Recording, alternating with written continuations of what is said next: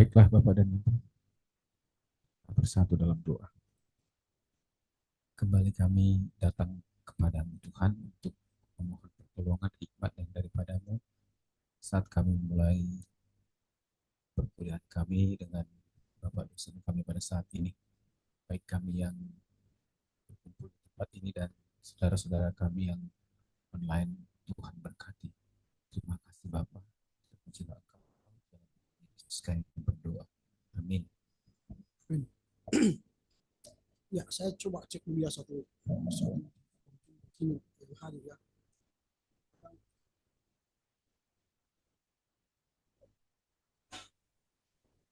Permisi Pak, kalau bisa dekat dengan mic Pak, supaya suaranya nggak hilang-hilang Pak. Baik, saya coba dulu absensi kita ya.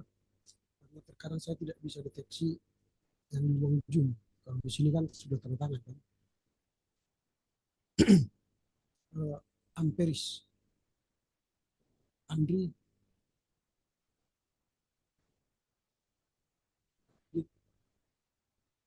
Andri Hartono Simanjuntak. Ini sudah keluar ya.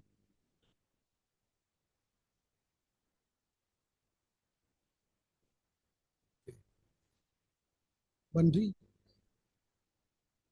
Bobi, Cami, ada di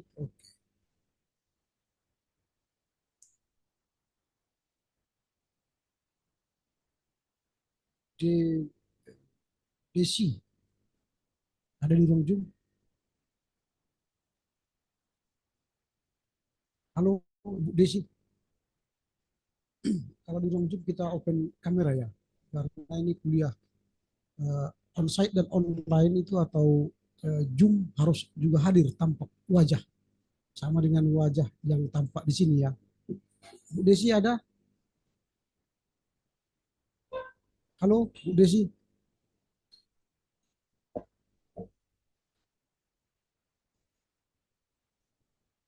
Kita tunggu ya, karena kalau tidak ya saya akan buat absen aja. Elba. Hadir, Pak. Oke. Dewi. Ada Dewi. Saya Pak.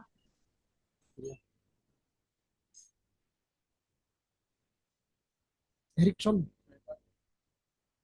Ranti. Freddy. Ada Freddy.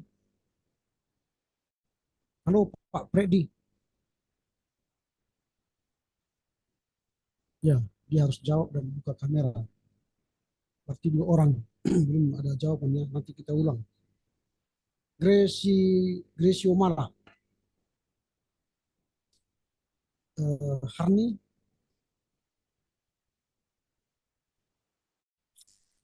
Heldayanti. Henry. Henry Newaho ada? Halo, Henry Newaho.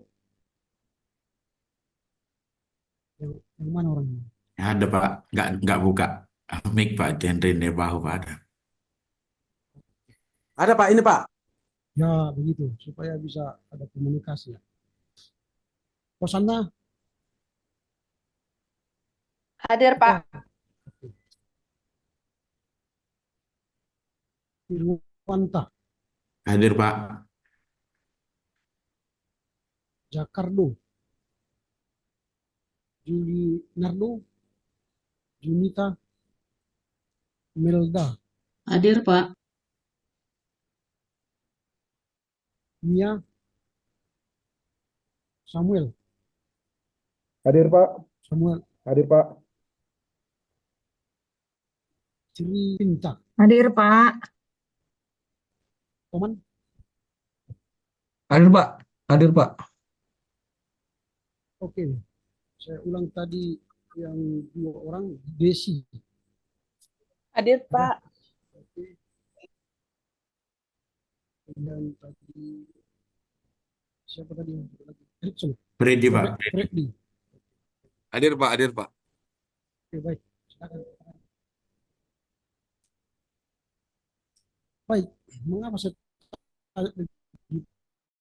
karena saya barusan lama datang ke sini karena mahasiswa saya keluar, saya sudah umumkan di grup itu harus tampak wajah dan namanya sesuai dengan absen.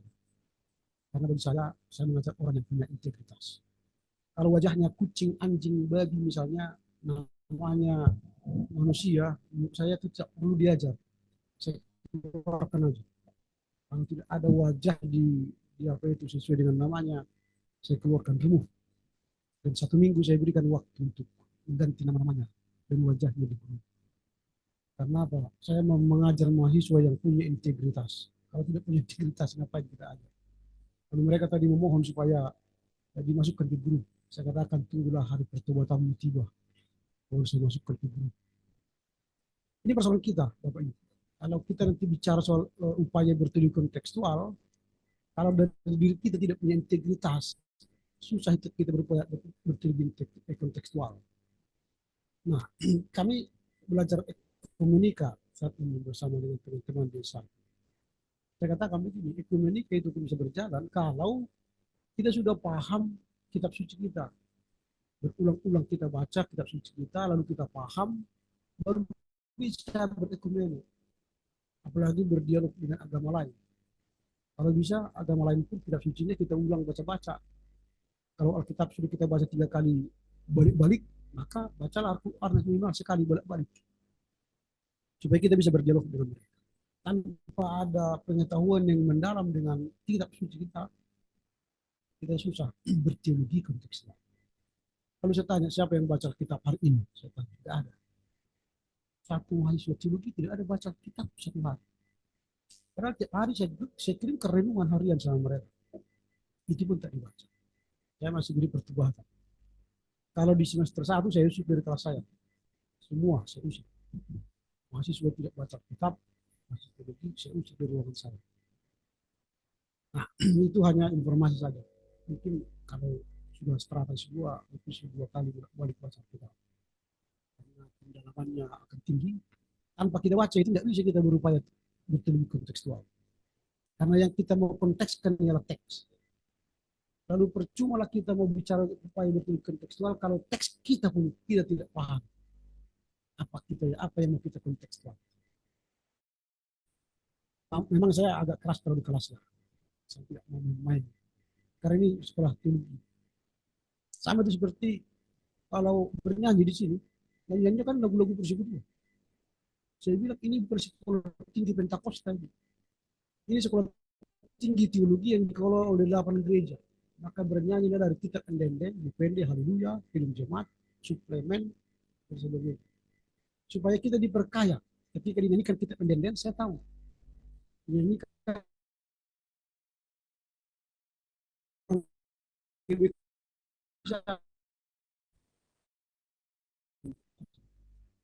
kalau ada nyanyi yang lain, saya bilang stop, ganti. Ini sebuah ini bertahu. Karena kita terbiasa nyanyi lagu-lagu Pentakosta. Di lapangan pun nanti tidak mencintai lagu kita lagi. Mencintai persekutuan kita. Bahkan di sekolah minggu yang kita ajarkan bukan gereja kita lagi. Lagu-lagu persekutuan. Lalu 20 tahun yang akan datang mereka jadi mahasiswa atau jadi jemaat yang dewasa, jemaat sidi, kita sedang mempersiapkan jemaat Pentakosta dan jemaat DBI, bukan jemaat kita. Karena bagi mereka hidup bergereja itu begini, lagu-lagunya dalam percemar, tidak lagu-lagu gereja GKP tulis. Hilang tradisi itu. Karena kita sudah ajarkan kepada sekolah minggu konteks yang berbeda dengan gereja kita. Lalu mereka masuk ke gereja kita beribadah, dia heran. Ini gereja apa? Kok lain? Lalu dia ketemu gereja GBI yang begini-begini. Oh di sini rupanya gereja saya. Dan jangan kita salahkan mereka pindah gereja. Itu karena kita yang mempersiapkan. Ini bahaya nanti. Saya mulai aja lah. Kita tentang itu ya. Eklesiologi yang kontekstual. Ini bagian dari disertasi saya. Karena Karena itu saya sharing ke kita supaya kita bisa melihat bagaimana sebenarnya. Oh ini bukan. Sorry.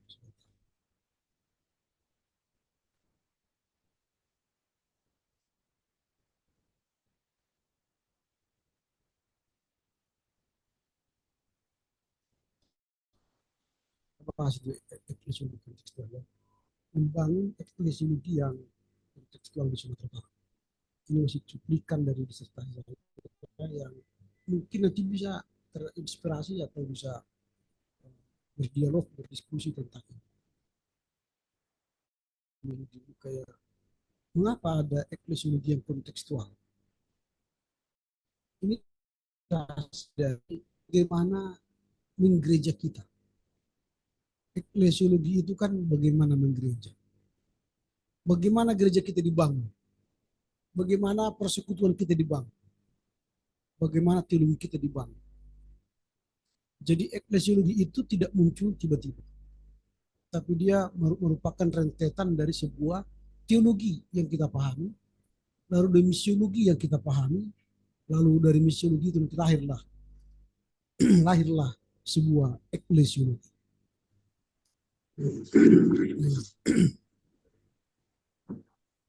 Rancang bangun eklesiologi.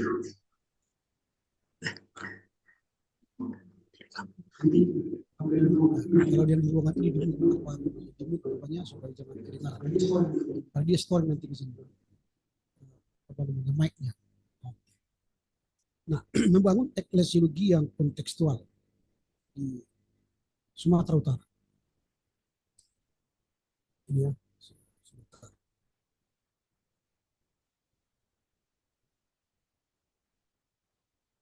Nah, latar belakang dari pemikiran ini adalah kalau kita misalnya melihat saat ini gereja-gereja di Sumatera Utara sedang mencari konsep eklesiologi atau jati diri yang kontekstual.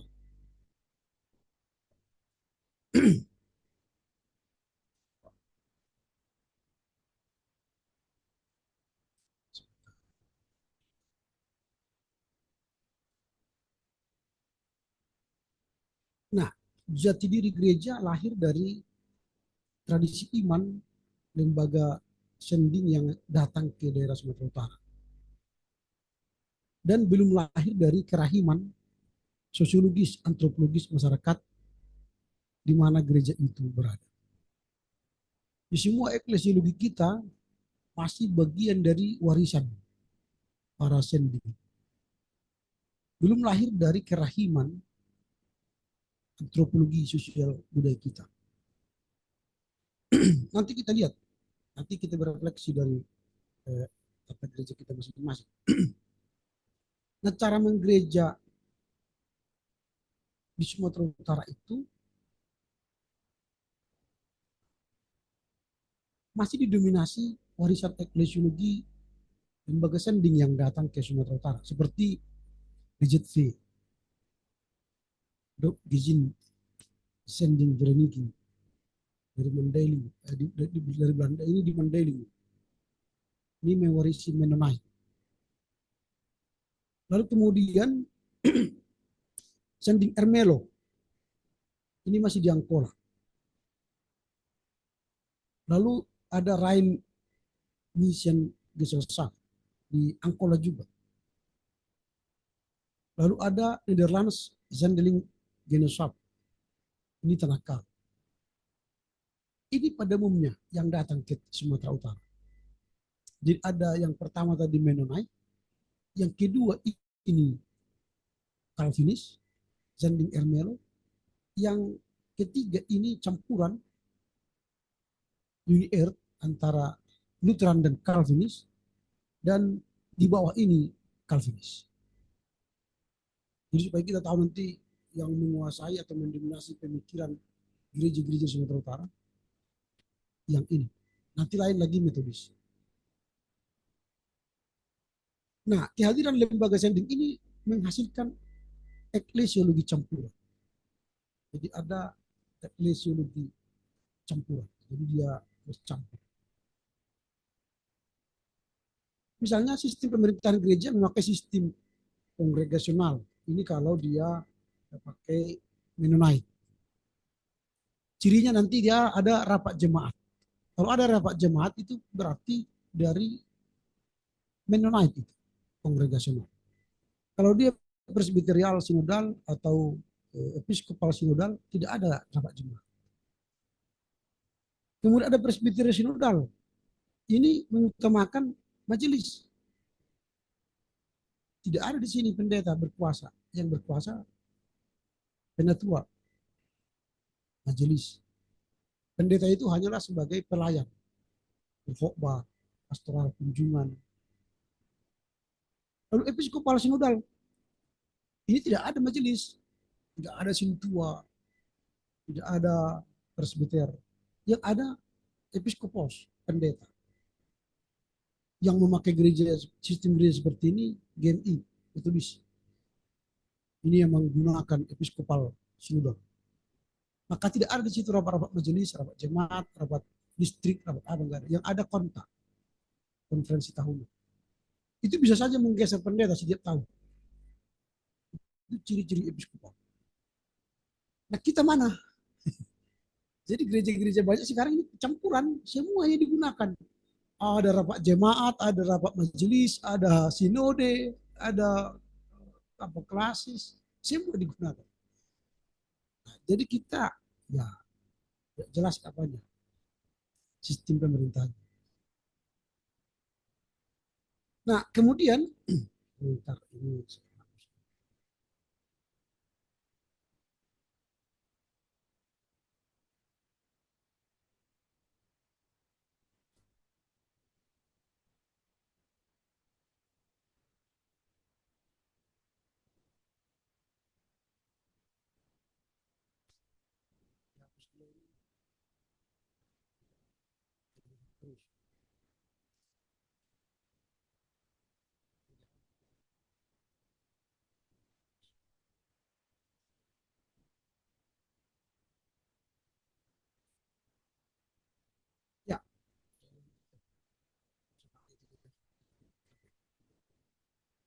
Nah beberapa corak misiologi gereja. Nah kalau kita bicara corak ya, misalnya kalau gereja itu Lutheran,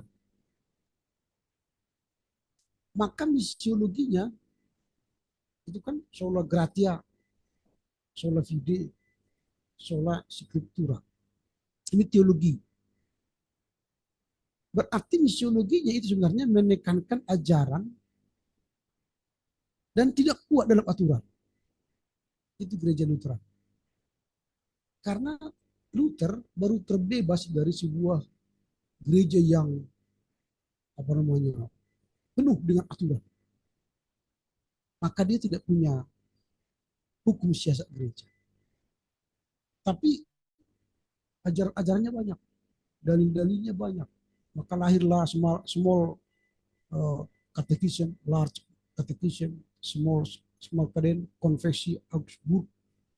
Itu banyak sekali ajarannya, 95 dalil keluar dia. Baru ini yang terkenal ini sola gratia, sola fide, sola scriptura. Jadi sola gratia ini menentang paus kan, sola fide lagi menentang kepausan dan sola scriptura. Ini kalau Luther. Nah kalau kita lihat misalnya Calvinis, sola gratia masih tetap sama seperti Luther, sola fide dan sola scriptura, tapi tambah satu lagi, sola sanctification, pemurnian. Ini bedanya Luther dan Katolik, Luther dan Calvinis. Calvinis itu lebih murni, lebih suci. Membuktikannya maka keluarlah nanti institusi, aturan gereja, hukum syariat gereja yang lebih sakit. Maka tema dia menekankan etika dan moral. Dan kuat dalam moral atau dalam aturan gereja. Maka nanti institusi itu tebal sekali mengatur gereja, karena Calvin kan bercita-cita di kota Strasbourg itu menjadi kota Allah yang tidak boleh melakukan kejahatan. Mimpi itu memang tidak tercapai, tapi dia coba dengan aturan-aturan yang ketat. Itu kalau Pak Calvin. Nah kalau kita lihat Mennonite, ini Menno Simon ya yang membawanya. Itu kalau sekarang di gereja kita di Indonesia itu GKMI, Gereja Kristen Muria Indonesia. Atau GITJ, Gereja Injili di Tanah Jawa Utara. Itu Mennonite. Di Medan juga ada itu jalan arah Banjahe sebelah kanan itu simpang pos ada di situ GKMI. Mereka mengajarkan no violence, tidak ada kekerasan, Mennonite. Walau dulu Lutheran membunuh mereka di Belanda dan di Jerman, mereka tidak balas. Ini murni seperti ajaran Kristus, no violence. Dan kuat solidaritas. Tekanan mereka ialah kebersamaan dan kepedulian bersama masyarakat. Maka dia kongregasional. Kongregasional murni. Tidak ada pendeta, tidak ada majelis. Yang ada jemaat. Walaupun ada yang berkhotbah, itu diatur bersama di jemaat. Ini contoh, hanya 3 yang saya ambil supaya nanti bisa kita melihat. Lalu ini saya ambil contoh misiologi GKPA. Nah, teologinya Lutheran, kami mengaku Lutheran ini. Tapi kami punya misi gereja yang unggul melayani dalam kebersamaan. Tapi teologinya atau sistem pemerintahannya episkopal sinodal, presbiterial sinodal, dan kongregasional. 3 kami pakai. Ada rapat jemaat, ada rapat majelis, ada sinode, semua dipakai. Tapi kalau kita lihat sekarang teologinya, apakah ini sesuai? Tidak. Tidak sinkron dia.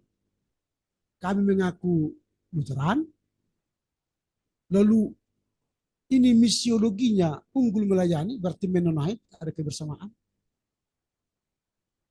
Lalu sistem pemerintahannya 3, campur, gaduh-gaduh. Maka dia tidak sinkron. Seharusnya kalau supaya sinkron bagaimana? Kalau dia mau sinkron, teologinya misalnya Lutheran, Calvinis, Mennonite, berarti bentuk lagi konfesi baru yang mengadopsi 3 ajaran ini. Lalu misiologinya unggul melayani, boleh saja dalam kebersamaan. Lalu sistem pemerintahannya dipakai 3, karena teologinya menganut 3 teologi dogma, maka ini akan menjadi sinkron. Nanti kita ceklah gereja kita, sinkronkah teologi kita dengan visi kita dan sistem pemerintahan kita. Kalau tidak sinkron, berarti ada yang salah. Kita harus bangun kembali, kita rancang ulang lagi. Gereja yang mampu merancang ulang sekarang, rancang bangun eklesiologinya ialah GPIB. Mereka sudah punya tahapan. Nanti kalau ada kesempatan Bapak Ibu membeli bukunya, di BPK sudah jual itu, bagaimana GPIB sedang merancang bangunan eklesiologi mereka yang kontekstual. Dimulai dari teologinya. Teologi GPIB apa? Lalu misiologinya apa? Lalu eklesiologinya apa? Nanti eklesiologi itu tampak dalam tata gereja, tampak dalam hukum siasat gereja. Kalau teologinya nanti tampak itu dalam konfesi. Misiologinya tampak dalam visi misinya. Kita kan punya dokumen visi misi. Itu yang kita uji nanti. Supaya kita berkontekstual, berteologi yang kontekstual. Nah sekarang kita lihat dulu misiologi. Misiologi Lutheran itu pastilah bukan unggul melayani karena misiologi Lutheran. Tapi bukannya ini tadi saya ambil contoh kalau 3 tadi teologi GKPA. Ini saya ambil teologi GKPA 1. Ini contoh ya. Mengaku kami Lutheran. Maka kalau dibilang unggul melayani, berarti kan tidak sinkron. Pemerintahannya harus episkopal. Lalu apakah sinkron misalnya antara teologi Lutheran, gereja unggul melayani, pemerintahan episkopal, dan ini sinkron. Sinkronnya di sini karena ini episkopalnya 1. Sorry, saya kembalikan. Ya.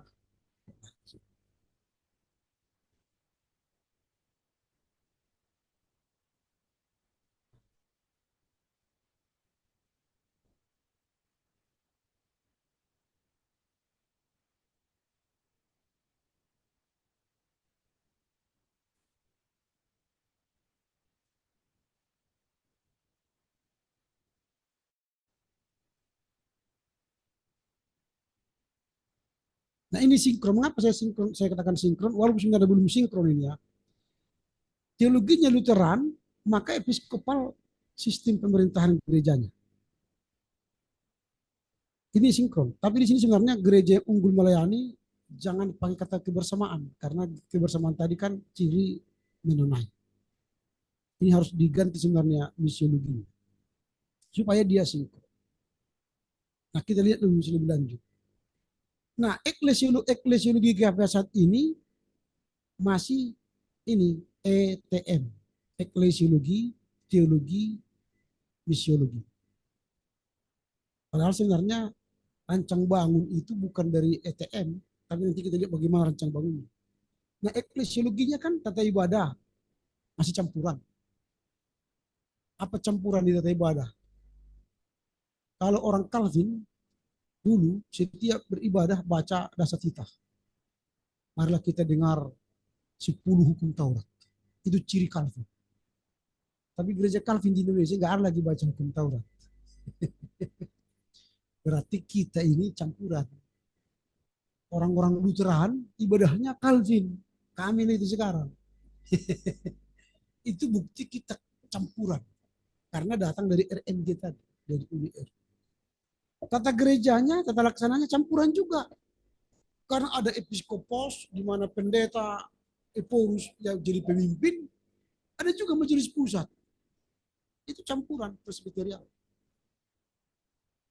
Lalu hukum siasat gereja itu Calvinis. Bukan ada hukum siasat gereja di Luther. Luther tidak punya hukum siasat gereja. Karena saya katakan tadi dia lebih kepada teologi, pengajaran. Ini sudah campuran. Nah kemudian,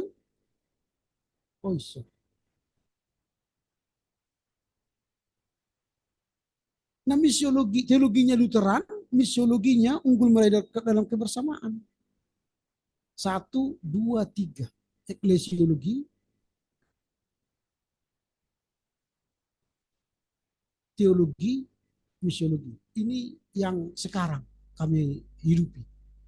ETM, eklesiologi, teologi, misiologi. Nah, eklesiologi yang kontekstual, menurut saya ya, yang saya bangun dalam disertasi saya itu, bukan ETM, tapi teologi, ini teologinya Mennonite, Calvinis, Lutheran, baru misiologinya unggul melayani kebersamaan, dan eklesiologinya tata ibadah, tata laksana, hukum siasat gereja yang kontekstual. Jadi dia rumusnya TME, teologi, misiologi, eklesiologi. Jadi bukan ETM. Jadi gereja sekarang sibuk pertama mengatur tata gerejanya. Lalu setelah itu mengatur misiologinya, visi misinya. Baru setelah itu mengatur misiologi. Itu sekarang. Kalau yang benar sebenarnya, kalau teologi yang kontekstual atau eklesiologi yang kontekstual, pertama kita susun dulu teologi kita, konfesi kita. Nah kalau kami sekarang sudah ada Mennonite, sudah ada Calvinis dan Lutheran, maka GKP harus mulai membuat konfesi baru yang merangkum 3 ajaran. Ada ajaran Mennonite, ada ajaran Calvinis, ada ajaran Lutheran. Karena dalam praktiknya kita, baik mungkin gereja-gereja lain yang di sana Batak, praktiknya ibadah kita pun selain tata ibadah tadi membaca hukum Taurat, masih ada lagi bagian lain yang Calvinis. Misalnya, ketika kita perjamuan kudus, apa rumusan yang kita baca? Kalau bahasa Toba dikatakan hierotion parhitia. Parhitia. Kalau dalam bahasa Indonesia, roti ini adalah simbol. Simbol itu Calvin. Itu di liturgi kita loh, gereja-gereja Batak ini. Nanti coba dicek nanti. Perhatian kan? Itu Calvin. Tapi mengaku kita Luther. Tapi praktik dalam menggereja kita, dalam beribadah kita, Calvin. Maka menurut saya teologi kita dibereskan dulu. Dari situ nanti lahir misiologi kita. Kalau sudah misiologinya bagus, maka kita susunlah tata gereja kita. Tata gereja ini ialah bagaimana jemaat menggereja sesuai teologi. Kalau teologi kita misalnya Lutheran, maka menggereja kita menjadi jemaat yang belajar. Program-programnya membuat pengajaran. Selasa pengajaran, Rabu pengajaran, ada pengajaran. Kita mengajarkan hanya CD. Hanya CD yang kita ajar. Sekolah minggu, kita tidak anggap belajar itu. Karena tidak ada kurikulum di sana. Itu kita anggap ibadah anak. Itu. Maka kita tidak sinkron antara teologi yang kita pahami dengan ibadah yang kita hidupi dan tata gereja yang kita hidupi. Enggak sinkron semua. Nah ini makanya saya bilang, di gereja kami saya usulkan, teologinya dibenahi dulu. Kami ada Mennonite di Mandailing. Mennonite itu baptisan dewasa. Nggak ada di situ baptisan anak-anak. Baptisan dewasa. Tapi sekarang kami pelan-pelan membunuh teologi mereka. Memaksakan teologi GKPA di sana. Karena tidak ada lagi di situ lagu-lagu Mennonite, ibadah. Tata ibadahnya sudah tata ibadah GKPA, bukan lagi tata ibadah Mennonite. Menurut saya itu hilang. Sayang sekali kami membuang tradisi.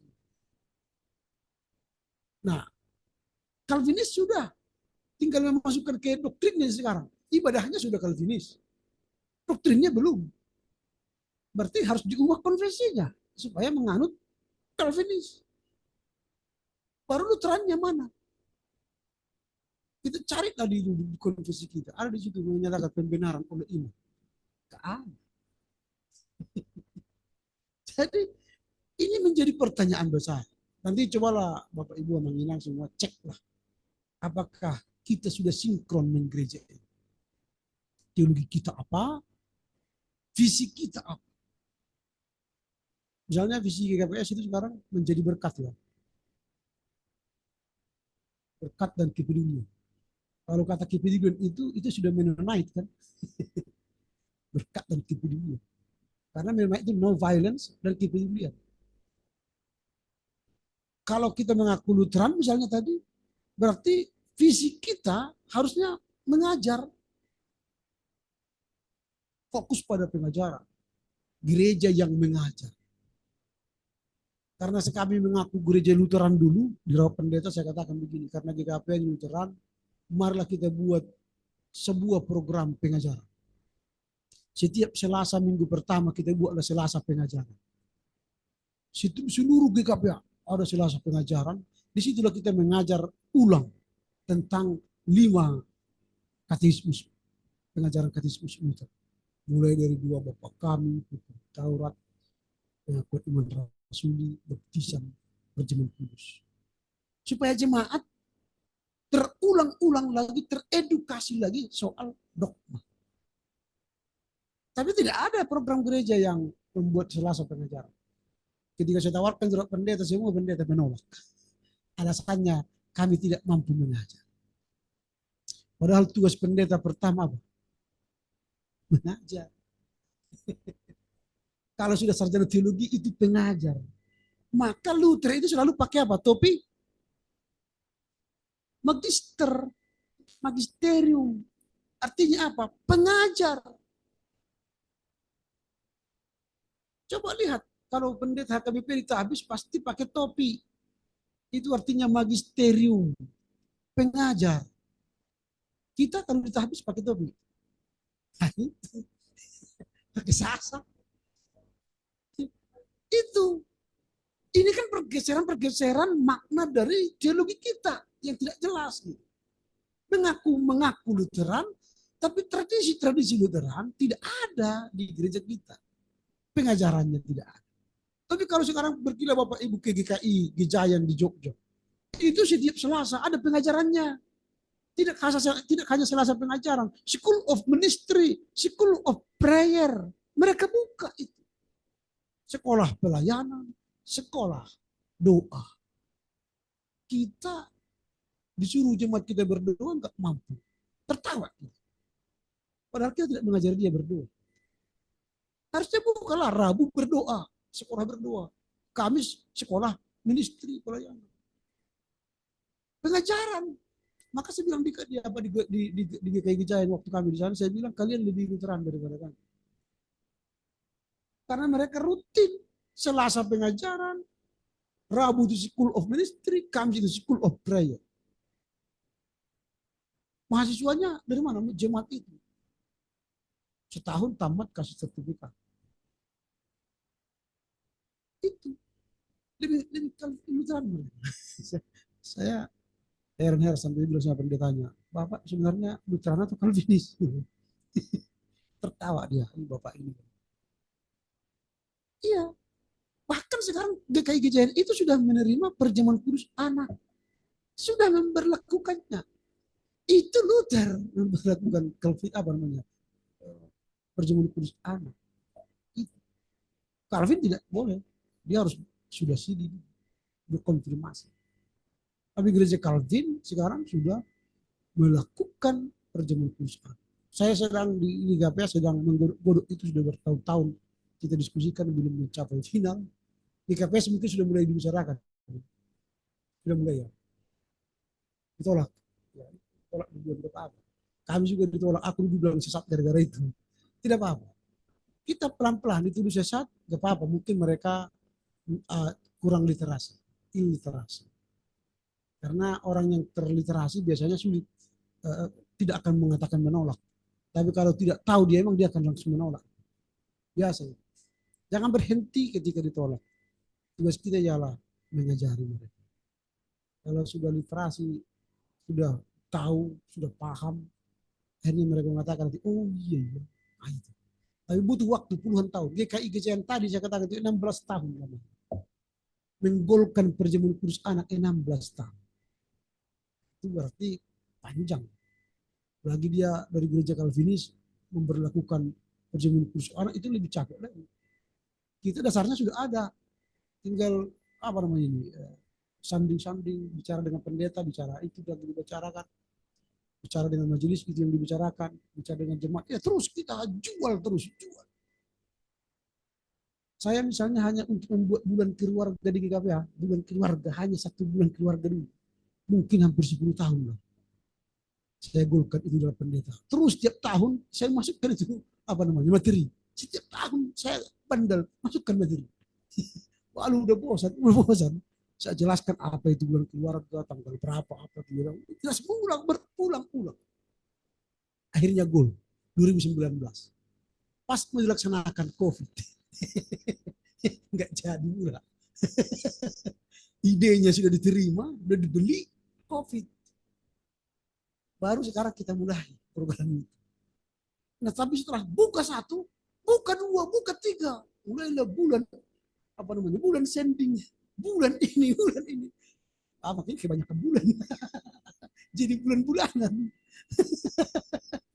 Kebanyakan bulan jadinya. Jadi bulan-bulanan. Jemaat akhirnya apa lagi? Bulan apa lagi? Maunya ya satu-satu dulu. Panjang. Kalau di GBKP kan ada bulan pekan keluarga. Ya itu. Ya, itu kan sudah banyak pekan-pekannya kan. Nah, ini yang mau kita, ini kan sebuah upaya kontekstualisasi. Kalau sudah sinkron tadi ini, teologinya sinkron, misiologinya sinkron, eklesiologinya sinkron. Karena banyak gereja gini, punya visi, tapi tidak tertuang di tata gerejanya, visinya itu. Lalu bagaimana mewujudkan visi itu tidak ditulis dalam tata gereja. Tata gereja itu kan kehidupan menggereja. Supaya terwujud misalnya ini kami unggul melayani dalam kebersamaan, maka di tata gereja kami harus tulis bagaimana unggul itu dalam praktik bergereja. Lalu bagaimana ibadahnya diset menjadi unggul. Adalah kata-katanya atau formulasinya. Tapi kan ini tata ibadah kita sudah seperti kitab suci. Gak boleh diubah kata-katanya. Misalnya kita berdoa, di luar agenda itu, habis ibadah, Amang tadi baca dari mana? Karena bagi mereka kalau di luar agenda itu salah, sesat gitu. Kan misalnya kan dua syafaat di gereja kita, di gereja kami lah dia, habis dua persembahan, baru dua syafaat. Biasanya begitu. Lihat di agenda kita itu. Ada doa syafaat setelah khotbah. Pilih halaman sekian. Kan ada juga minggu Trinitatis, minggu ini, minggu ini, minggu ini. Gitu. Itu doa syafaat. Tapi kita sekarang salah menggunakan, meletakkan dua syafaat. Diletakkan setelah warta jemaat. Lalu itulah dibilang warta apa dua syafaat. Itu saya katakan bukan dua syafaat. Itu doa permohonan. Kalau dua syafaat itu yang mendoakannya orang-orang yang tertahbis. Dia membawa umat ke Tuhan. Itu syafaat. Melindungi, apa namanya, membawa orang untuk keselamatan. Tapi sekarang ulang tahun pun kau yang bersyafaat ya, dua syafaat. Ke rumah sakit pun ada syafaat. Di rumah sakit tak perlu syafaat. Dua kesembuhan ke situ. Ya. Karena nanti lupa pertanyaannya. Iya, dia takut saya lupa, Pak. Ya. Tadi kan soal ETE, ETM dan TME begitu, Pak ya. Jadi saya berpikir gini, karena baru-baru ini juga kami konven membahas tentang eklesiologi dan itu lama sekali untuk satu topik. Ternyata memang setelah digali karena dalam konfesi kita belum tertuang. Jadi balik-balik Pak, dalam diskusi itu eklesiologinya sudah mulai terbentuk, ternyata kita terbentur di teologinya. Nah persoalannya begini Pak, apakah waktu kita bicara tentang eklesiologi yang kontekstual, apakah bisa sebuah gereja merancang bangun teologinya sendiri dan menyebut bahwa kami eklesiologi kami campuran. Diperhadapkan dengan apa ya mengatakannya Pak, kayak kita jati diri kita tuh kan nanti jadi terbentur begitu. Yang saya paham selama ini saya adalah Calvinisme, ya, karena Calvin sendiri gagal di tempatnya dalam mempraktekkan apa yang diajarkan. Lalu saya pertahankan Calvinisme itu sekarang, sementara itu ada di konteks yang lalu Calvin itu lahir. Nah kalau saya rubah juga sekarang, bagaimana saya mempertanggungjawabkan bahwa saya adalah orang yang belajar tentang Calvinisme. Jadi saya pikir ini masalah di gereja kita ya, di gereja kami misalnya GBKP, untuk membentuk teologi itu ada dua kubu begitu Pak, yang mempertahankan jati diri kekalvinisannya dan kebutuhan akan konteks. Jadi kalau Bapak melihat bagaimana ini, ya kalau saya lihat tadi dari yang Bapak paparkan bahwa di teologi itu Mennonite, Calvinis, Lutheran ada ditawarkan tentang eklesiologi campuran. Apakah itu bisa dipertanggungjawabkan? Ya. Dan bagaimana nanti bisakah gereja mengarah ke hal yang seperti itu? Apakah itu nanti tidak keluar dari hal-hal yang sudah dari awal kita terima? Nah, ini mungkin pergumulannya di situ Pak, sehingga tidak mencapai titik temu dalam beberapa kali perjumpaan. Kira-kira bagaimana Bapak menanggapi hal ini Pak? Terima kasih. Ya, terima kasih. Oke, silakan. Saya pertanyaannya menyederhanakan sedikit Pak, karena hampir sama pikiran saya sama Turang ini. Apakah memungkinkan zaman sekarang memunculkan teologi baru? Memunculkan katakanlah GBKP tidak lagi memakai identitas Calvinis dan dia memunculkan identitas baru. Apakah memungkinkan untuk kontekstualisasi itu? Dan kalau memungkinkan apa yang harus dibuat supaya benar-benar akhirnya teologi satu gereja itu murni? Karena seperti yang Bapak bilang tadi, semuanya tidak ada lagi murni kepada satu teologi dari eklesiologinya yang sudah kita lihat. Itu aja mungkin Pak. Terima kasih Pak. Ya, itulah yang juga yang saya tawarkan di GKPA, pertanyaan Bapak Ibu. Karena tidak mungkin lagi kami mengatakan Lutheran murni. Tidak mungkin lagi kami mengatakan Calvinis murni atau Mennonite murni. Tapi di dalamnya kami sudah miliki dan sudah kami hidupi selama ini. Cuma tidak mengakui. Kami misalnya tidak mengakui Calvinis, tapi tata ibadah kami Calvinis. Dogma kami, ibadah kami, perjamuan kudus Calvinis. Lalu apakah kami harus mengatakan kami Lutheran? Dan makanya kita rancang teologi kita tidak Calvinis, tidak Lutheran, tidak Mennonite, tapi teologi GKPA. Titik.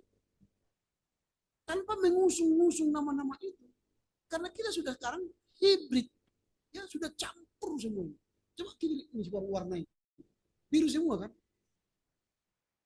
Ada biru tua, ada biru muda, ada biru hampir kehilangan biru ini kan. Artinya masih ada esensi birunya. Itulah sekarang gereja kita.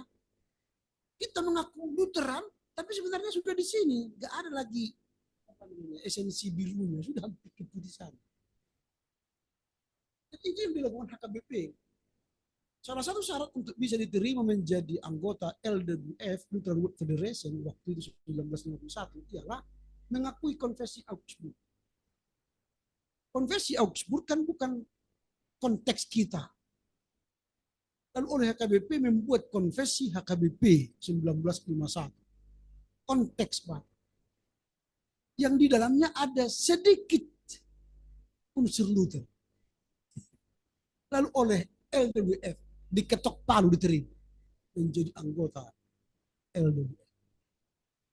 Jadi rasa Lutherannya, rasa Lutheran.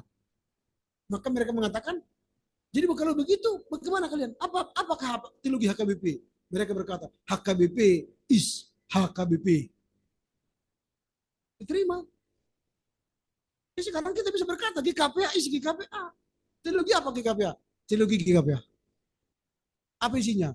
Ada rasa Lutheran, ada rasa Calvinis, ada rasa Mennonite. Itu teologi kontekstual kita. Lalu bisakah dibantah sekarang kami tidak Calvinis? Siapa yang bisa bantah? Kami setiap ibadah, TBG patik nasa pului. Mari kita dengar rasa kita. Calvinis. Ketika perjamuan kudus, roti ini ialah simbol Calvinis. Kami tolak lagi itu. Sudah ratusan tahun kita lakukan. Hanya konfirmasi saja sekarang di teologi kami mengakui Calvinis dan menghidupi Calvinis. Selesai. Konfesi kami seperti konfesi HKBP. Beranikah kita mengubahnya? Harus berani. Itu makanya kata-kata dimulai dari teologi ini. Ya. Iya, silakan.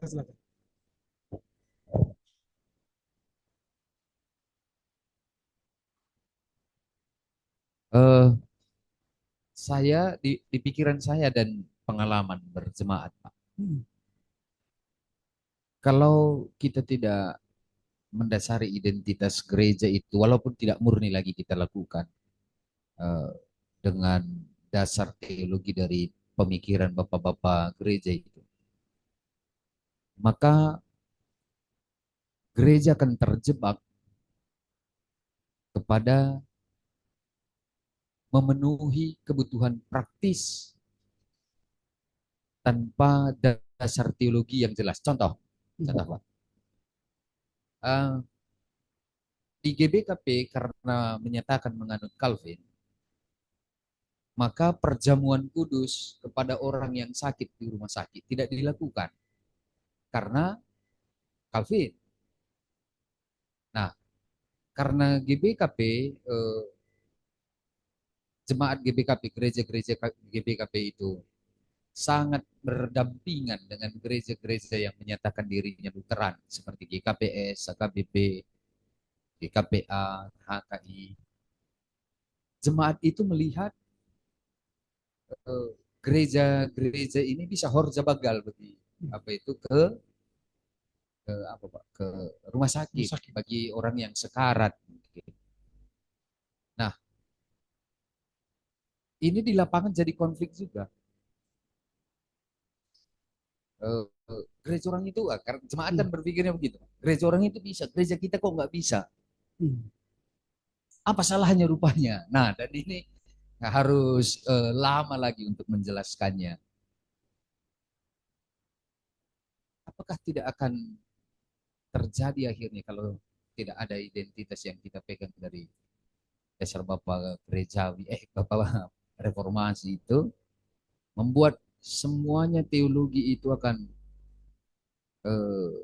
harus dijawab bukan berdasarkan teologi, tapi berdasarkan apa yang dipahami secara praktis dan memang harus dijawab. Dan apa nanti rule-nya? Apa nanti yang membuat kita menyatakan itu adalah satu sesuatu yang harus dibuat. Ada pegangan kita, tidak harus, karena banyak yang harus nanti kita jumpai kan Pak di keseharian jemaat kita. Dan satu lagi, jemaat karena tersebar di berbagai daerah, pasti konteks-konteksnya akan berbeda. GBKP di Kalimantan umpamanya, mereka kan punya hal-hal praktis sendiri yang nanti akhirnya harus dibawa ke sinode untuk menjawab itu kan. Dan di Lampung, di Jakarta gitu. Saya berpikir seperti itu Pak. Terima kasih. Ya, jadi itu nanti maka kita akan merumuskan teologi kita, di rumusan teologi kita nanti konfesinya yang akan berbicara. Misalnya begini, kami mengakui ajaran Lutheran yang berkaitan dengan 1, 2, 3. Kami mengakui ajaran Calvinis yang berkaitan dengan 1, 2, 3. Kami mengakui ajaran Mennonite yang berkaitan 1, 2, 3. Kita rumuskan di konfesi kita. Karena kenyataan tidak bisa lagi kami katakan kami bukan Calvin. Tapi di konfesi kami tidak pernah mengakui Calvin. Ini kan berbeda ya. Di faktualnya, di de factonya kami Calvin. Tapi di jurenya, di konfesinya kami seolah-olah bukan Calvin. Coba lah lihat gereja-gereja Batak sekarang. Altarnya di mana? Di pinggir atau di kanan? Di tengah. Di tengah. Calvin atau Luther? Calvin. Lalu mengapa kita berbohong kita bukan Calvin? Semua altar kita di tengah kok. Kalau Luther di kiri lah. Pakai apa namanya? Khotbah di bukit. Itu kan teologi Calvin. Lalu mengapa kita di tengah? Masih mengaku lagi Luther. Menurut saya itu pembohongan teologi. Faktualnya kita Calvin. Kalau misalnya nanti toh LWF mendepak kita dari anggota Lutheran, kenapa rupanya? Dana sekarang tengoklah lembaga-lembaga internasional semua sudah kolaps semua. Pengakuan tadi kita buat. Kami Lutheran dalam bidang 1, 2, 3. Kami Calvinis bilang itu kan konfes, pengakuan. Takut kita berubah, berarti kita tidak perlu sekolah, tidak perlu lagi upaya berteologi kontekstual. Ini proses panjang, tidak mudah. Saya katakan tidak mudah. Hanya untuk satu poin aja perjamuan kudus, saya katakan tadi gereja GKJ dan GKI 16 tahun. Ini kami sekarang, saya sedang tim tata gereja sekarang mengubah satu item aja. Debatnya 1 tahun lebih bertahun-tahun. 1 poin soal usia pensiun. Panjang lebar kali lebar, panjang dalam dan sebagainya. Itu kami belum bicara teologi, masih bicara praktis. Syarat-syarat jadi pun, syarat-syarat jadi itu aja yang kita atur. Tidak pernah kita atur di tata gereja bagaimana menginjili, bagaimana menunjung orang sakit, bagaimana melakukan ini, nggak ada kita atur. Yang kita atur birokrat. Tidak tugas marturia, diakonia, komunia. Ada di tata gereja kita diatur diakonia, marturia, diakonia, nggak ada. Paling banyak itu syarat-syarat. Syarat-syarat hakim, syarat-syarat itu kelas, syarat-syarat itu semua itu syarat-syarat. Umur sekian, pelayanan sekian. Itu yang kita atur banyak di tata gereja itu. Di tata gereja itu bukan tata gereja lagi, tata birokrat. Ya. Tujuannya tata gereja itu mengatur orang diakonia, bersekutu, bersaksi. Kalau dulu di 1861 tata gereja Kristen Tanah Batak itu masih seperti itu semua tata gereja. Tapi setelah 1950 sampai sekarang tata gereja kita mengatur kita. mengatur birokrat. Nah itu ya, kita lanjut lah ya. Nanti baru kita banyak diskusi ini. Nah, Oh, Pak. oke, silakan. Ya, jadi setelah saya simak tadi penjelasan Bapak, memang nggak ada yang murni. Ya, enggak ada. Kami sendiri pun ya masih di tengah apa itu. Harusnya kan di kiri. Gitu. Jadi yang mau kami lakukan begini, Pak. Eklesiologi tadi kan bicara tentang jati diri yang kontekstual. Jadi kalau diperhadapkan dengan karismatik, saya pikir lebih berani karismatik. Dan sudah lebih maju. Mereka kan teologi sukses. Kita di mana? Yang selalu kita agungkan Martin Luther, tokoh reformasi, 99 dalil di Waterbook dan sebagainya. Ternyata kita juga nggak murni dengan jati diri kita. Jadi 95 ya. Wittenberg ya. Jadi kita juga nggak murni dengan jati diri kita. Sementara karismatik jelas, teologi sukses, mau kita bilang pun itu tahap apapun, ditakut-takuti pun jemaatnya memberikan perpuluhan, janji akan surga, janji akan diberkati ketika sudah memberikan yang terbaik untuk Allah, begitu. Jadi, saya pikir tadi, jangan-jangan ini yang menjadi faktor penghambat stagnan gereja-gereja Lutheran ini. Jadi semua berapi-api itu konsepnya itu hanya di konvensi, tata gereja, luar biasa. Pakar-pakar teologinya juga kalau berdebat teologi, tapi kita nggak jelas. Kan begitu. Kalau Martin Luther kan jelas. Ya memang jelas. Makanya lahirlah Kristen Protestan. Menentang surat indulgensia itu kan begitu. Jadi aku tadi berpikir, selama ini juga mengerjakan yang tidak jelas. Belum lagi dalam hal ibadah. Kalau tadi Bapak katakan umpamanya kita harus punya jati diri. Sementara konteks sekarang, Pak, kalau kita katakan umpamanya kita buatlah jati diri kita itu ibadah yang di apa namanya itu dikamuflase atau diramu dengan budaya, Pak. Kayak kan baru-baru dari pesta Lopolo. Ini cukup bagus. Dibuat ada sulip dalam Hasapan Indonesia itu. Merinding orang. Baru ada lagi kami semelung itu namanya Martau-Tau. Apa namanya Martau-Tau? Artinya Hasapan Indonesia itu, Pak. Dulunya para genda yang bacakan. Ini nggak ada yang menyanyikan.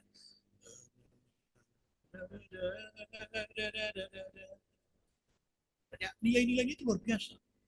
Tapi kalau kita tanamkan itu juga di konteks teologi kita sekarang, apalagi yang muda-mudi, Pak, yang sudah suka dengan ibadah yang gue berinjak-injak, berbahasa roh, sampai supaya dia terjadi katarsis mengalami kuasa Allah. Jadi aku tadi berpikir, udah 12 tahun aku juga nggak jelas juga yang kami dipikir itu tadi, Pak.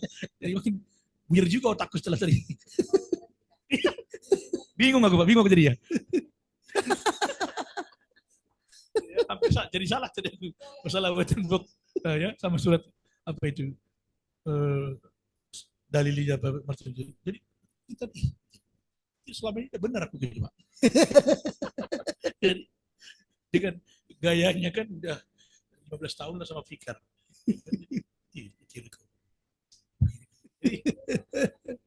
Makin mir dong, Pak. Jadi mungkin boleh Bapak berikan pencerahan lah begitu. Ya. Makasih, Pak. Baik, itulah artinya kita kuliah. Sebenarnya kita harus dibongkar dari kenyamanan kita. Jadi harus terbongkar dan nanti kita akan keluar mencari apa namanya sesuatu yang akan baru. Nah kalau karena apalagi kita ini upaya berteologi kontekstual, kita harus keluar dari yang telah mengkristal itu. Ini kan sekarang kita menghadapi yang mengkristal. Mengkristal dogma kita, mengkristal liturgi kita, mengkristal persekutuan kita, tapi berubah apa namanya dunia, berubah visi kita, tapi kita tidak berubah. Tata gereja kita tidak berubah, konfesi kita tidak berubah, ibadah kita tidak berubah. Seharusnya kalau ada visi, ya itu harusnya lahir dari teologi. Teologi itu lahir dari misi, itu lahir dari teologi. Kalau sudah punya misi, itulah diterjemah di eklesiologi. Baru sinkron. Ya, ini kan kita sekarang karena 10 tahun belakangan ini kan muncul misi, visi misi. Semua gereja rata punya visi misi. Dibuat dokumen visi misi. tapi bertabrakan dengan teologi, bertabrakan dengan eklesiologi. Apakah ada gereja sekarang menerjemahkan visinya di tata gerejanya? On the way ya, masih on the way kan? Ya kami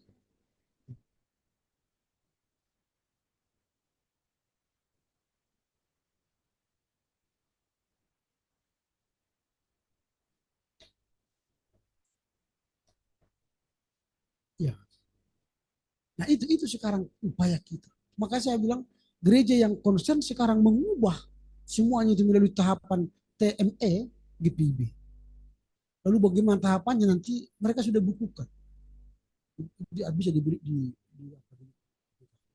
Nah itu jadi memang harus kita sadari banyak kehidupan kita berubah dari warisan sending ini tapi mengalami benturan.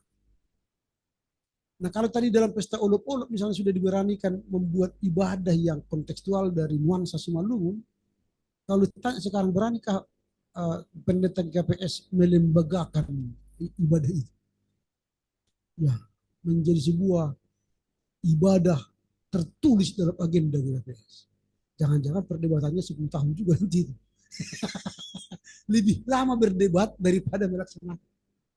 Nah bagaimana caranya? Kerjakan aja terus. Maka lama-kelamaan orang melihat, oh bagus juga ini, bagus juga ini, bagus juga. Akhirnya jadi. Seperti kemarin saya katakan, pakaian pelayan kolar itu, saya pakai terus. Pakai terus. Orang lihat, cantik juga ya. Cetaknya juga, cetak. Semua sekarang pendeta pakai itu. Walaupun kami belum berubah keputusan itu. Tapi nanti misalnya terdapat pendeta tahun ini, saya ungkit lagi itu, tinggal ketok palu. Kenapa? Semua sudah pakai. Tinggal kita membalikkan fakta. Kamu kan udah pakai, udah. Kamu udah pakai, udah.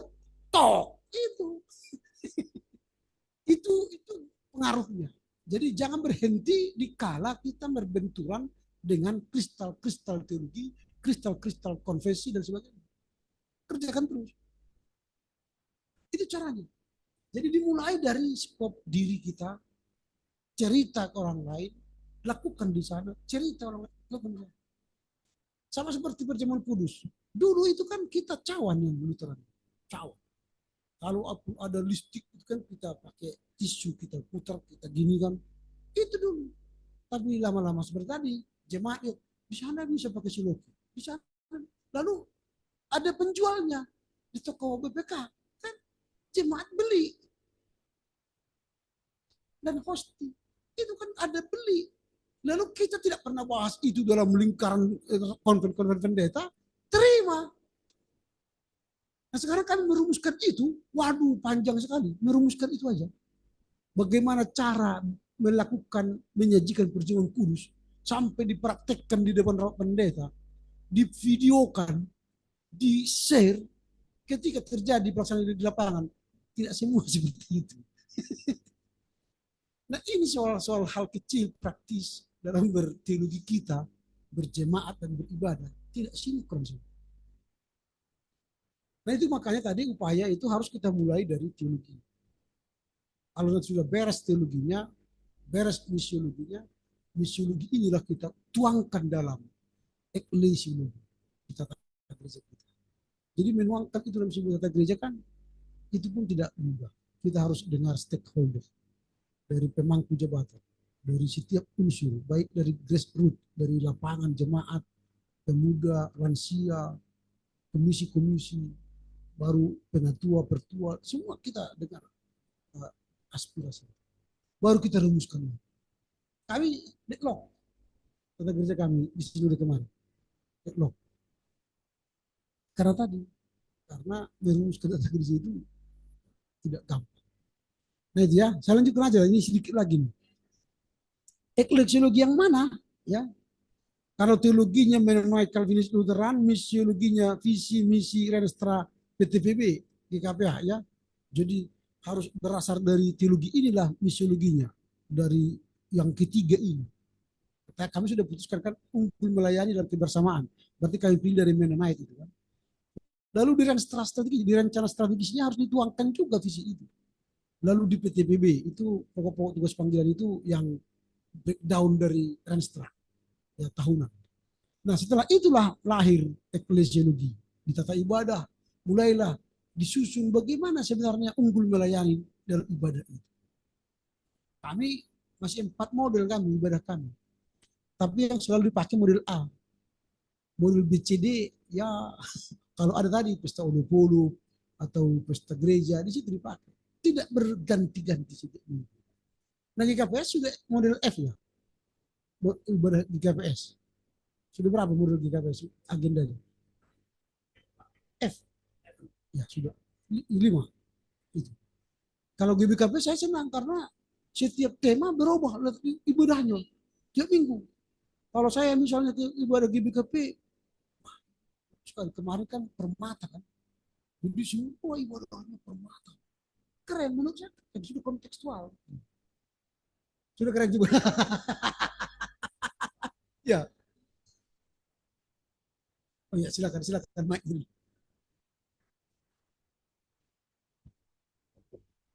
Tapi kalau dilihat dari sisi liturgi, GBKP justru dari Calvin itu dan liturgi mundur itu Pak.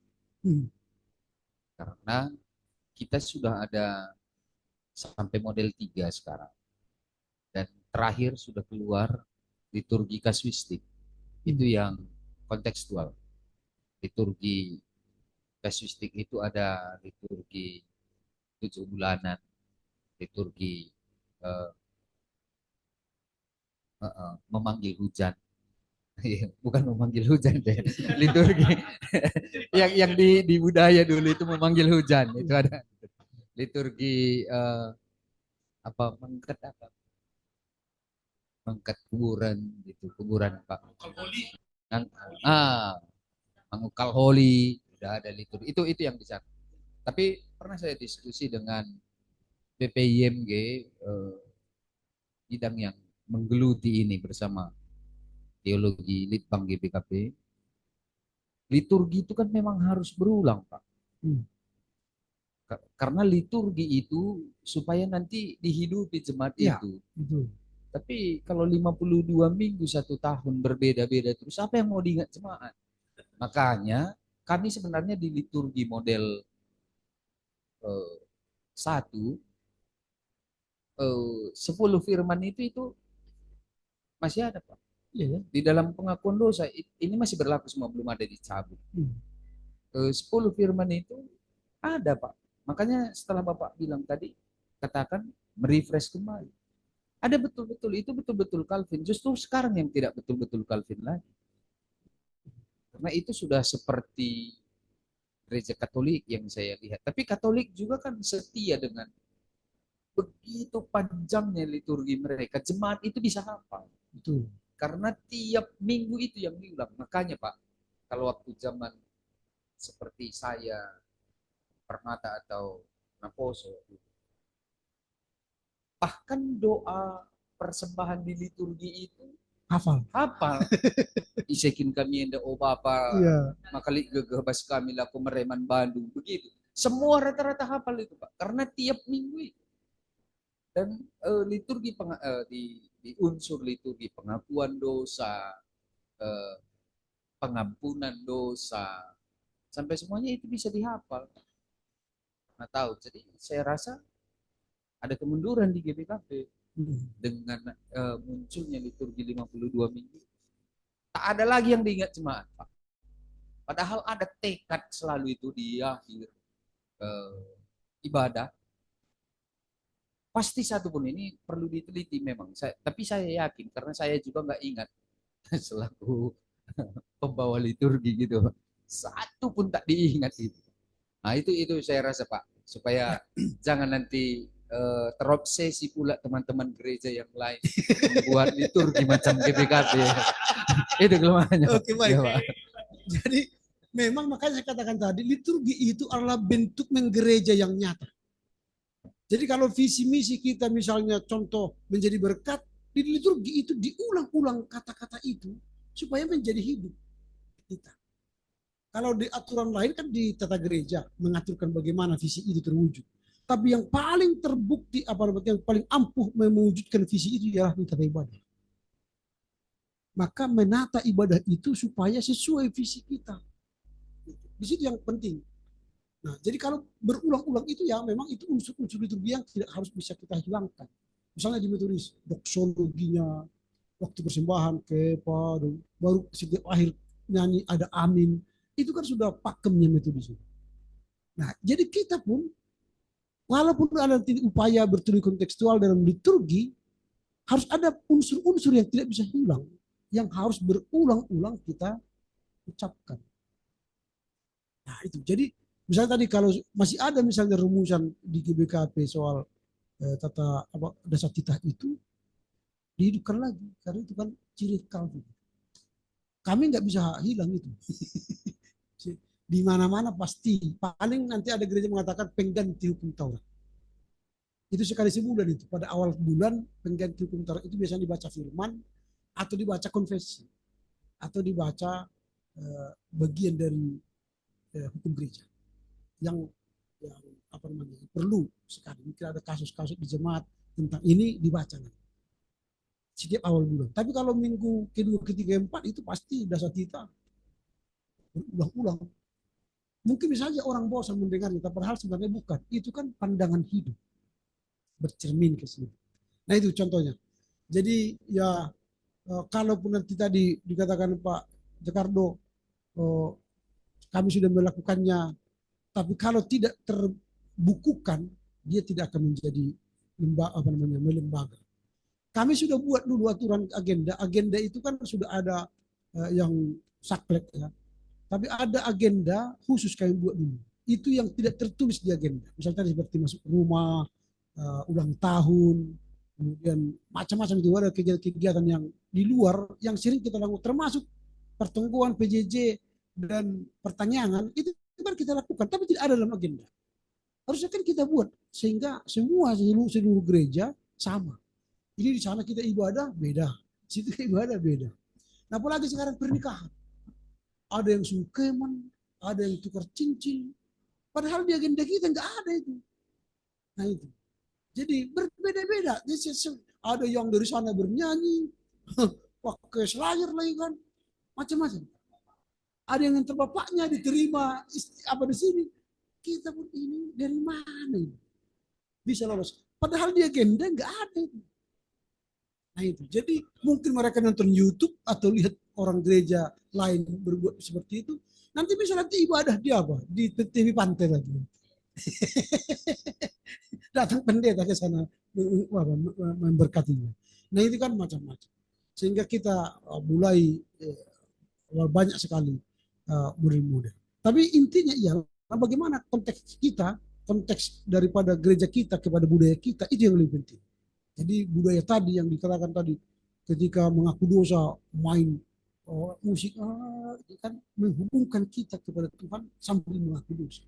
Karena itu tradisi yang sudah lama dibuat oleh leluhur kita. Itu bagus. Itu ya. Oke. Tapi memang Pak, seperti yang Bapak bilang tadi, kami juga di GPS, contohnya dalam tata untuk peragendaun, sudah diaturkan. Kalau dia yang dibawa ke gereja, jenazah, contohnya kita katakan sin tua, kalau kami sekarang juga sama, sudah ditahbiskan.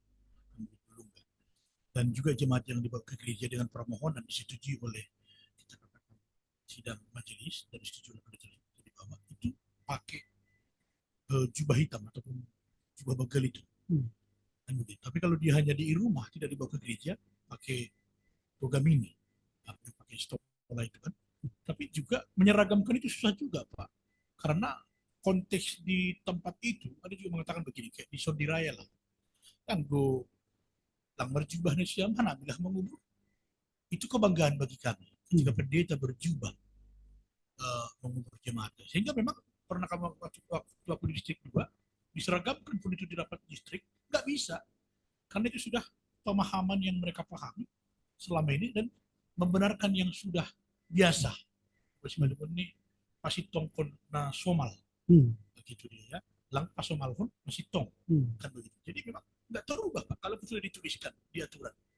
di aturan kami dalam acara pemakaian baju acara penguburan, ya kan, di tata laksana, tapi nggak bisa kita katakan dia apa namanya itu Pak, sepemahaman, dan juga nggak bisa satu kita katakan menjalankan itu dengan seragam lah begitu kira-kira. Karena faktor tadi, apalagi yang kubur ini Pak, nanti toke, bupati, contoh pejabat, itulah Pak, ompong lah peraturan tadi. Jadi memang saya lihat bukan hanya persoalan di teologinya, kadang sudah diaturkan di teologinya, sudah diaturkan di liturginya, di tata rasa takaranya, tapi juga bisa kendala di kontekstual di lapangan Pak, tergantung siapa yang dilayani.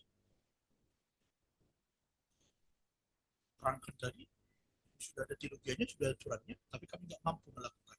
Karena kami biasa begitu Pak. Pendeta yang dulu pun sebelum keluar itu sudah begitu.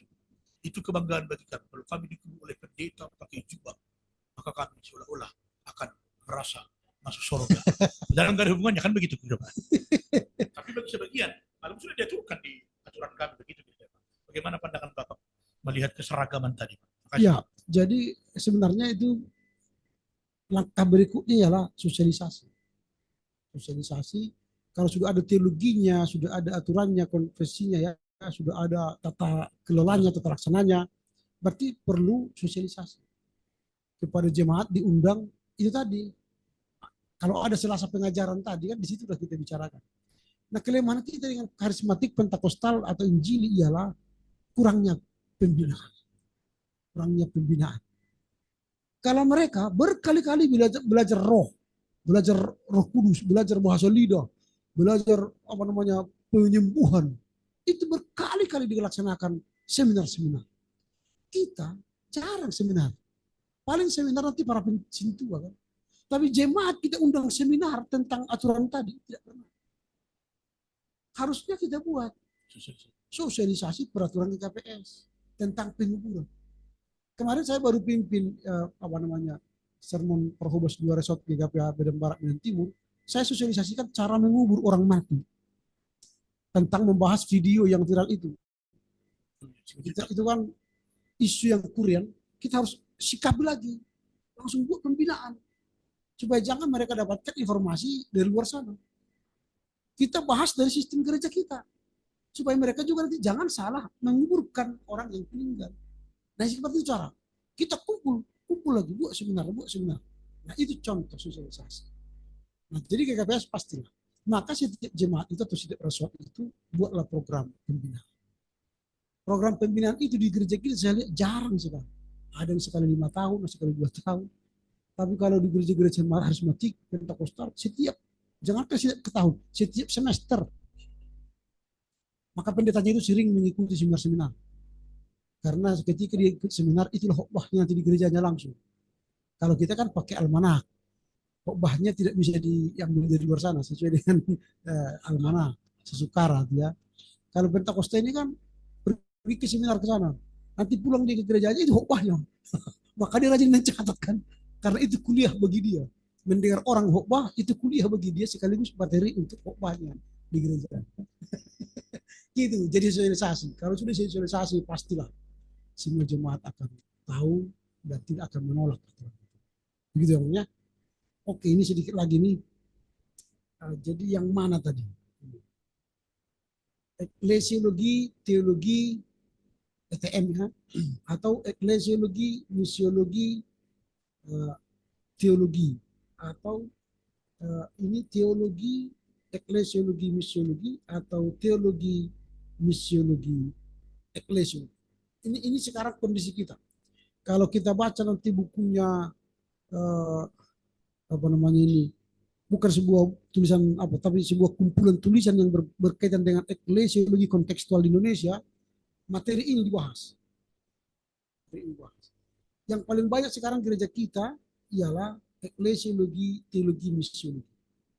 Sambil contoh, ketika datang orang misionaris ke kita dulu, yang mereka bangun dulu tata gereja. Karena jemaat belum tertata. Baru habis itu mereka buatlah pengajaran. Diajarkanlah katekismus. Yang pertama diajarkan katekismus di Tanah Batak, Heidelberg. Katekismus Heidelberg di tahun selatan. Tapi setelah masuk RMG, digantilah dengan katekismus Dr. Martin Luther. Sehingga katekismus Heidelberg itu dihilangkan. tidak lagi diajarkan. Nah setelah itu baru ada misiologi, visi. Itu dulu yang pertama. Kemudian berkembang lagi, masih eklesiologi pertama, lalu misiologi. Itu sekarang kita langsung buat visi. Baru teologi. Tapi ini belum ada yang melakukan ini juga. Tapi yang ini eklesi tata gerejanya kita sudah susun. Baru kita buat visi, tapi tidak nyambung juga dengan eklesiologinya. Lalu kita susun teologi. Teologinya ya tidak membaharui seperti tadi, masih tetap teologi yang tertulis dan teologi yang de facto. Atau teologi duluan, baru eklesiologi. Setelah ada teologi, disusunlah tata gereja, disusunlah visi. Itu juga jarang ini, belum ada seperti di gereja. Tapi kalau saya usulkan yang rancang bangun eklesiologi yang kontekstual, menurut saya harus pertama teologi. Baru dari teologi itulah kita memilih misiologi kita, visi kita apa. Lalu dari situlah kita membentuk eklesiologi. Karena tanpa eklesiologi tidak akan terjadi visi. Tanpa visi tidak terjadi teologi. Jadi itu kan sebuah lingkaran yang terus berulang seperti lingkaran setan. Nah inilah menurut saya yang perlu kita renungkan. Ini hanya sebuah pilihan. Pilihan mana kalau saya pilih teologi antara ini, kalau kami memilih teologi, misiologi, eklesiologi.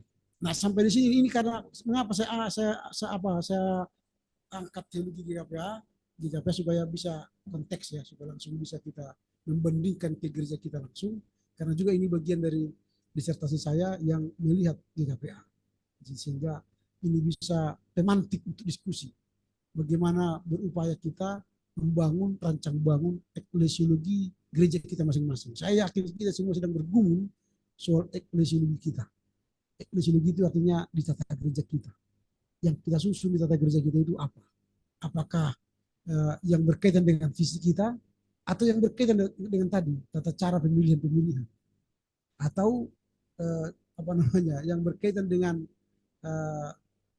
soal-soal tugas-tugas dari pendeta, tugas-tugas dari pertua, tugas-tugas ya hanya itu aja isinya. Tidak pernah kita surat di situ, tulis di situ tugas jemaat untuk berdiakonia, tugas jemaat untuk berkoinonia, tugas jemaat untuk bermarturia. Padahal yang paling banyak kita harapkan sebenarnya jemaat yang bermarturia, berdiakonia, berkoinonia kan. Ini sekarang jadi kita yang kita atur. Sehingga eklesiologi ini tidak menjemaat. Hanya di tataran birokrat, pemangku pemilik kuasa jabatan. Tapi tidak sampai ke grassroots eklesiologi. Oke, sampai sini. Kalau ada pertanyaan, silakan. Gereja Metodis, kami tidak pakai sistem episkopal sinodal, tapi gereja Metodis pakai sistem episkopal koneksional. Jadi koneksional ya? Ya, koneksional Pak. Jadi semua ada, mulai dari tingkat bawah, konferensi jemaat, konferensi resort, distrik, konferensi tahunan, dan konferensi agung. Jadi semua ada. Dan siapa pimpinan atau ketua majelis? Pendeta. Karena di Metodis pendeta mempunyai dua tugas rangkap, pimpinan rohani dan sekalian pimpinan organisasi. Nah, kira-kira begitu Pak untuk gereja Metodis. Kita menganut teologi Wesleyan, walaupun memang kita lahir dari Anglikan yang notabene adalah dari Protestan, dari Katolik, Lutheran, tapi kita pakai teologi Wesley. Itu terbukti dari kita tidak pernah masalah mimbar kita tentukan gitu, artinya di kanan atau di kiri sah-sah saja, mau di kanan di kiri pakai stand book juga boleh, karena Wesley dalam pelayanannya dia ditolak di gereja Anglikan, maka dia buka buat Metodis, dia berkhotbah di lapangan terbuka, di pabrik-pabrik, bahkan di kuburan, maka dia tidak punya mimbar begitu. Jadi kita pun bukan tidak punya mimbar, kami punya, cuman kita terpatok di mimbar di mana mau bentuknya bagaimana. Artinya kita terima mimbar bentuk bagaimanapun, kan begitu, asal jangan ada lapas Allahnya lah kira-kira begitu Pak. Lalu yang kedua Pak, perjamuan kudus. Jadi kalau di gereja Metodis perjamuan kudus memang 10 tahun ini puji Tuhan sudah dipraktekkan sudah dilakukan untuk anak-anak. Walaupun memang bentur di jemaat lokal begitu. Mungkin kami juga awalnya bingung dari tradisi mana sebenarnya Metodis ini dapat setiap ada perjamuan kudus yang belum angkat CD itu keluar gitu. Keluar, langsung otomatis keluar sendiri tuh. Artinya tinggallah yang sudah terima angkat CD begitu. Entah pengaruh gereja sekitar kita tidak tahu, tapi sementara kita punya konsep bahwa perjamuan kudus itu sama seperti yang diajarkan John Wesley. Perjamuan kudus itu adalah sarana anugerah, means of grace. Artinya siapa saja boleh menerima perjamuan kudus. Karena kami percaya John Wesley ajarkan bahwa tidak roti bukan transubstansiasi dan juga bukan konsubstansiasi, tapi bagaimana Roh Kudus hadir memberikan anugerah kepada si penerima roti dan anggur. Jadi puji Tuhan sekarang sudah kita lakukan perjamuan kudus untuk anak. Ada juga cumannya Pak. Untuk daerah-daerah pedalaman yang sudah seperti Bapak katakan tadi mengkristal, memang sulit untuk menerima pengadaan perjamuan kudus untuk anak. Saya pikir ini hanya penegasan saja tentang metodisan bahwa kita pakai episkopal koneksional Pak. Terima kasih Pak. Oke, terima kasih atas informasinya. Jadi kita ditambahi informasi bahwa di Metodis memberlakukan episkopal koneksional ya, sehingga masih ada konferensi jemaat, ada konferensi resort, konferensi distrik, dan kemudian konferensi tahunan dan konferensi agung. Berarti dia menggunakan tapi tidak sesaklek ya presbiterial Sunda.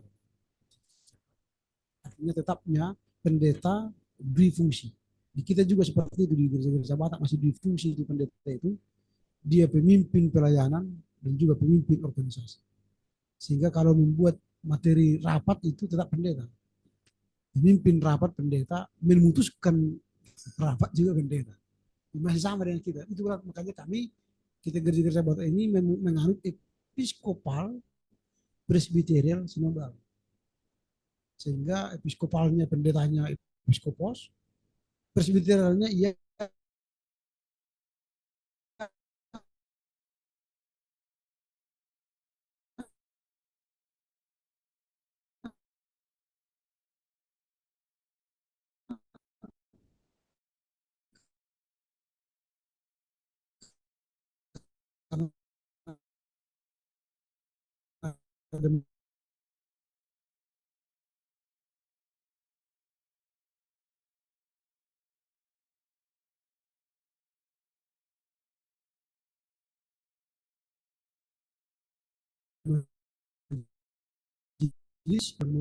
juga bersama pendeta boleh pimpinan distrik berkhotbah di gereja saya tanpa konfirmasi, dan bahkan bisop sendiri pun tidak boleh masuk berkhotbah di gereja saya yang saya pimpin gitu tanpa ada konfirmasi dari kami gitu Pak. Jadi tetap keputusan tertinggi itu. Jadi kalau di gereja Metodis itu majelis itu seperti DPR-nya Pak. Nah, DPR-nya yang akan, jadi disitulah pendetanya dan majelis-majelis sesuai dengan ketua-ketua komisinya masing-masing gitu Pak. Oh, berarti dalam prakteknya sudah hampir sama dengan presbiteral sebenarnya juga ya? Ya, kalau sudah seperti itu faktanya. Tapi kalau begitu faktanya sebenarnya itu sudah hampir sama dengan episkopal presbiteral sinodal bersama. Karena Eporus pun di kita nggak bisa langsung ke jemaat atau presis pun nggak bisa tanpa konfirmasi kepada pendeta resort. Berarti hampir sama juga ya. Oke lah, tidak apa-apa. Tapi yang jelas dia masih menganut episkopal presbyterian sebenarnya. Tapi cuma istilahnya tadi episkopal connect semua. Baik. Ada lagi Pak, satu aja Pak. Oke, silakan. Maafkan kalau pertanyaan saya sedikit murahan nih Pak. Mudah-mudahan. Saya mau apa namanya Pak? Kalaulah boleh Bapak berbagi, ini pertanyaan tentang ornamen salib di gereja kita.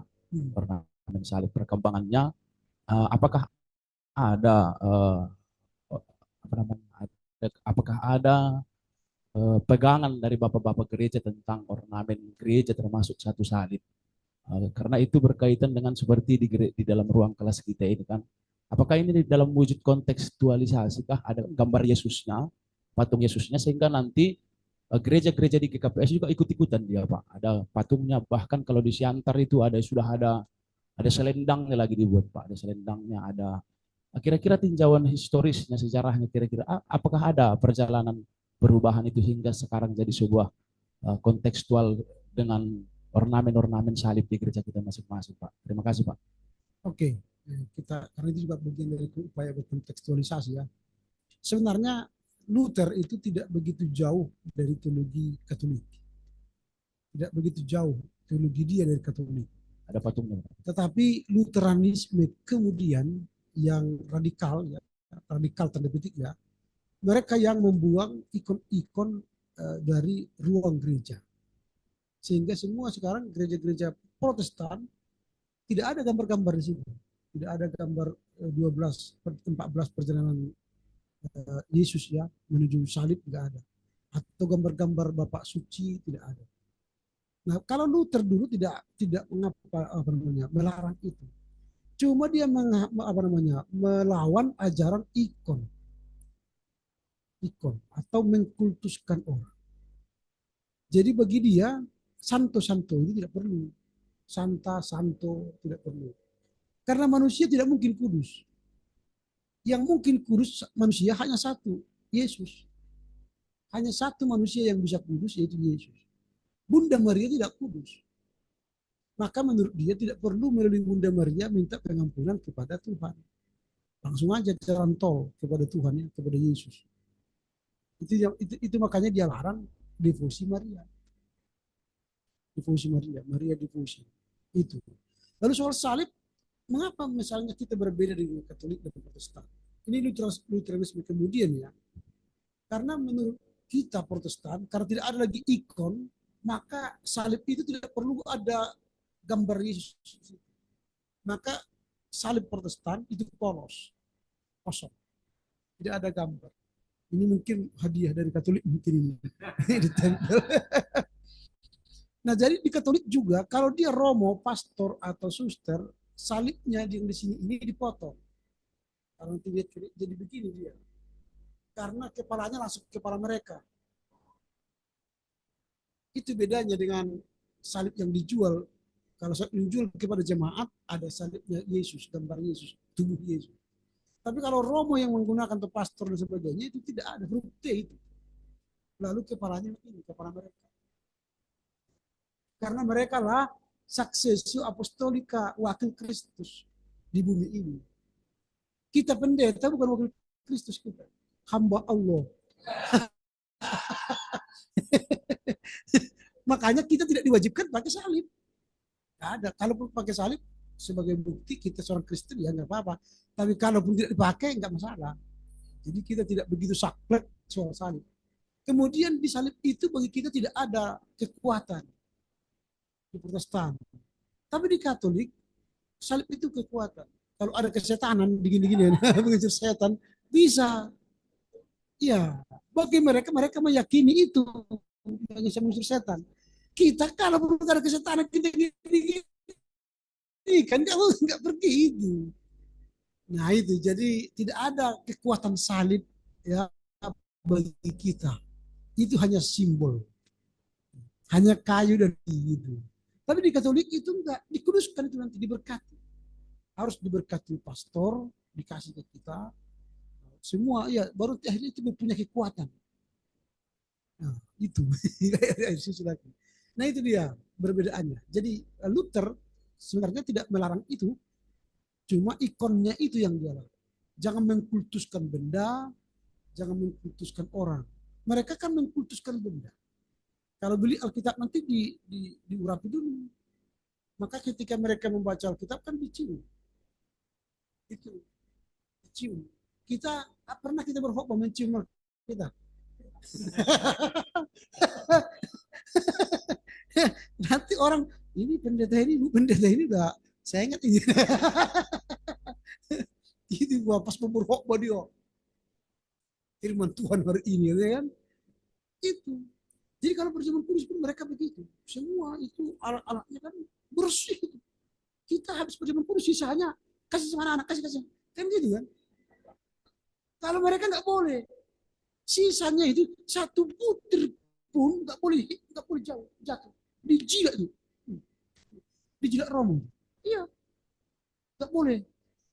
Ya, karena itu transubstansiasi. Itu benar-benar daging dan darah. Jadi jangan dibuang, jangan dikasih kepada orang. Maka yang mereka kasih hanya hosti. Kalau ada orang minum darahnya dicelup ke apanya dia. Ya. Kalau dia tidak bisa habiskan sekarang, dia simpan, besok dia harus sendiri perjamuan kudus lagi. Karena bagi mereka sakramen itu adalah transfer kekuatan kepada roh. Kita anggap itu, kalaupun kita pimpin 3 kali 1 hari perjamuan kudus, tidak kita anggap ada kekuatan kita, enggak ada. Kalau mereka iya. Makanya mereka begitu sakral itu perjamuan kudus. Hukuman bagi pastor bagi Katolik ialah dilarang memimpin misa. Kalau itu kedua dilarang dia memimpin misa, dia sudah seperti kayak mau mati. Kita dilarang berkhotbah, dilarang enggak apa-apa. Makan gaji mulut kan. Itu tidak perlu kita dilarang memimpin perjamuan kudus, dilarang berkhotbah. Tidak peduli kita itu. Karena bagi kita tidak sakral itu. Tapi bagi mereka itu sakral. Sakramental itu. Nah, kira-kira begitu ya soal salib tadi. Jadi ini mungkin tadi masih hadiah dari Katolik ini. Tapi sebenarnya menurut saya ya perlulah gambar-gambar 1-2 di ruang gereja kita. Masa misalnya gambar Yesus pun tidak ada di situ. Padahal gambar presiden, wakil presiden ada. Iya kan, masa gambar kita pun perlulah literasi kan kita berdua gak kelihatan gambar Tuhan di dalam hati kita kan. Baru masuk. Perlulah sesekali kan melirik gitu. Oke lah. Iya. Padahal gambar Yesus nggak ada kan? Itu. Iya. Gambar Yesus pasti nggak ada kan? Itu. Kita cari gambar Yesus. Nggak ada gambar Yesus. Kasihan loh. Aku gitu pergi gereja. Masih nggak ada gambar Yesus. Gitu kan? Satu aja lah. Kalau kita tidak mau semua gambar ke bapak gereja, gambar Yesus ada lah di gambar. Ya dengarkanlah, aku miris rasanya. Ini kepala gereja Yesus, tapi gambar Yesus tak ada. Oke lah, demikianlah dulu ya. Dari jumlah yang berdoa penutup. Salah seorang.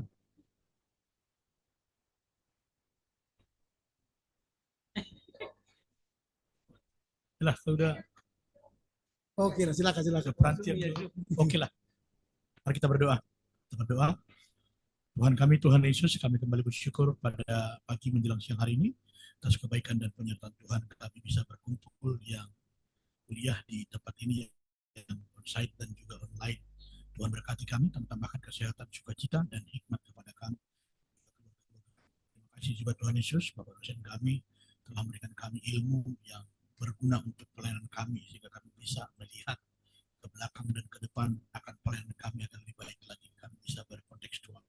Terima kasih Bapak, terima kasih Yesus, berkati Bapak dosen kami dan keluarga dan anak-anak semuanya, untuk menambahkan sukacita, kesehatan, umur yang panjang, karena Bapak dosen kami juga tetap bisa menjadi berkat bagi kami miliki mereka bagikan dan mereka perlengkapi kami semakin luar biasa di tengah-tengah jemaat. Terima kasih Bapak, terima kasih Yesus, dalam nama Yesus kami berdoa dan menyerahkan kehidupan kami untuk seterusnya. Amin. Amin. Jadi bisa kita mengingatkan minggu depan kita sudah bacaan laporan baca ya dari buku apa si Eben Timo mengharikinikan Injil ya. Oke. Saya tutup ya Bapak Ibu apanya Zoom-nya. Ya, Selamat Pak. pagi.